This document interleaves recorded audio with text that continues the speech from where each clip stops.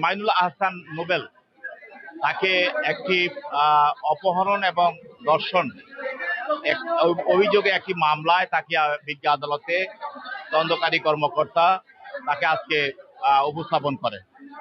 এই মামলাটার বাদীনি তিনি হলেন ইসরাত জাহান প্রিয়া। তিনি ইডেন কলেজের একজন প্রাক্তন ছাত্রী। তার সঙ্গে তার ফেসবুকে তার পরিচয় হয়। পরিচয় হওয়ার সুবাদে দুজনে দেখা করে এবং পরবর্তীতে গত 12-11-24 তারিখে সে এই বাদিনীকে তার সঙ্গে দেখা করতে বলে। এখন যে কোনো ব্র্যান্ডের পুরাতন এসি বদলে নতুন ওয়ালটন এসিতে উপভোগ করুন 25% ছাড়। দেখা করার পরে সে তার স্টুডিওতে নেওয়ার কথা বলে তাকে সে এক বাসায় নিয়ে যায়। সেখানে তাকে দর্শন করে এবং এরপরে তাকে সেখানে তার ছবিগুলো সংগ্রহ করে দর্শনের।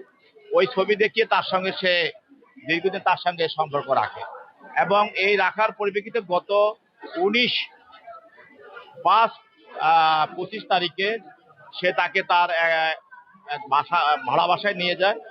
আর সেখানে তাকে আটকিয়ে রেখে আরো 2-3 জনকে নিয়ে এসে তাকে দর্শন করার চেষ্টা করে এবং তাতে সে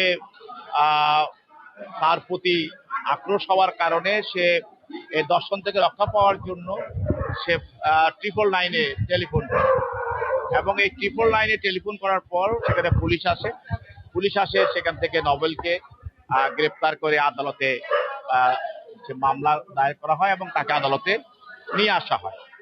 তার পক্ষে তার আইনজীবীরা জামিনের প্রার্থনা করেন এবং তারা বলছেন যে আজকে যে বাদিনী প্রিয়া সে তার স্ত্রী এবং সে গর্ভবতী, কিন্তু আমরা প্রসিকিউশনের পক্ষ থেকে বলছি যে এটা সঠিক নয়।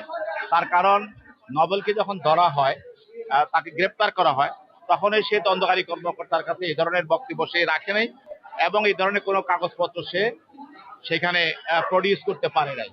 তবু আজকেও যারা আইনজীবী যারা আজকে জামিন চাচ্ছেন এবং যারা বলছেন যে সে তার স্ত্রী এবং সেই গর্ভবতী, তারা এই ধরনের কোনো কাগজপত্র আদালতে উপস্থাপন করতে পারেন নাই। তাহলে আদালতকে একটা মিথ্যা তথ্য দিয়ে আদালত থেকে জামিনের সুবিধা পাওয়ার জন্যই তারা এই গল্পটা সৃজন করেছে।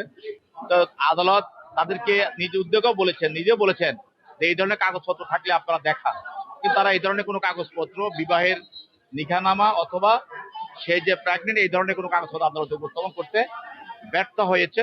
আদালত উভয় পক্ষের বক্তব্য শুনে জামিনের দরখাস্ত নামঞ্জুর করেন এবং তাকে জেল হাজতে প্রেরণ করেন।